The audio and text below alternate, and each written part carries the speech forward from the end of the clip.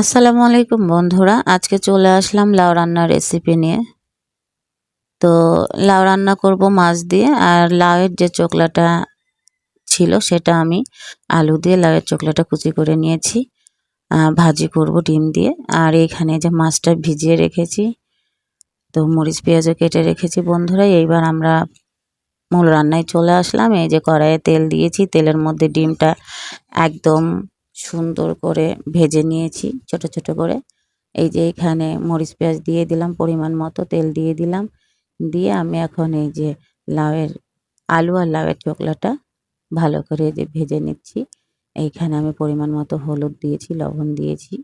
আর এর ভেতরে আমি ওই যে ডিম ভেজে রাখাটাও ছিল যেটা, সেটা দিয়ে দিয়েছি। দিয়ে ভালো করে নেড়ে চেড়ে ঢাকনা দিয়ে এই যে সুন্দর করে নাড়াচাড়া করতেছি, ভালো করে ভেজে নিচ্ছি। নিয়ে আমার এই রান্নাটা প্রায় হয়ে গেছে। এখন ভাজিটা নামিয়ে নিব বন্ধুরা। নামিয়ে নিয়ে আমি লাউ রান্নাটা বসিয়ে দিব।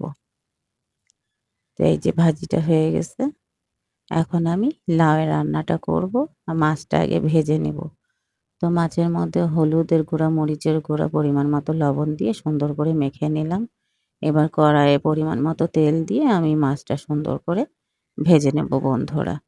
তো এই যে মাছটা আমি দিয়ে দিলাম কড়াইয়ে। মাছটা সুন্দর করে লাল লাল করে ভেজে নেব। মাছ ভেজে রান্নাটা আমার খুব ভালো লাগে। কাঁচা রান্নাটা আমার একদমই ভালো লাগে না।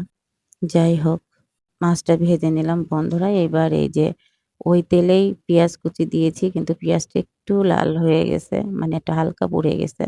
তো এর মধ্যে পেঁয়াজ বাটা দিয়ে দিলাম, আদা রসুন বাটা দিয়ে দিলাম, মরিচের গুঁড়া, হলুদের গুঁড়া, জিরা ধনিয়া গুঁড়া, পরিমাণ মতো সব কিছু দিয়ে দিলাম বন্ধুরা। দিয়ে এখন ভালো করে এটা নাড়া দিব।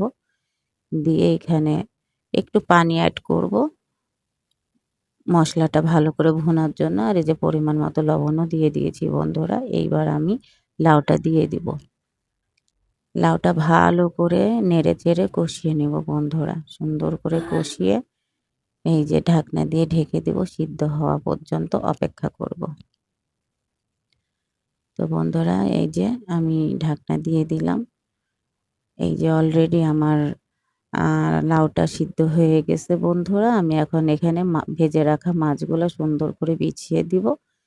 দিয়ে কিছুক্ষণ ঢাকনা দিয়ে ঢেকে জাল দিব বন্ধুরা। তারপরে আমার রান্নাটা আমি নামিয়ে নিব। আমার এই রান্নাটা কেমন লাগলো বন্ধুরা, আপনারা অবশ্যই জানাবেন। আপনারা ভালো থাকবেন, আমার জন্য দোয়া করবেন। আসসালামু আলাইকুম।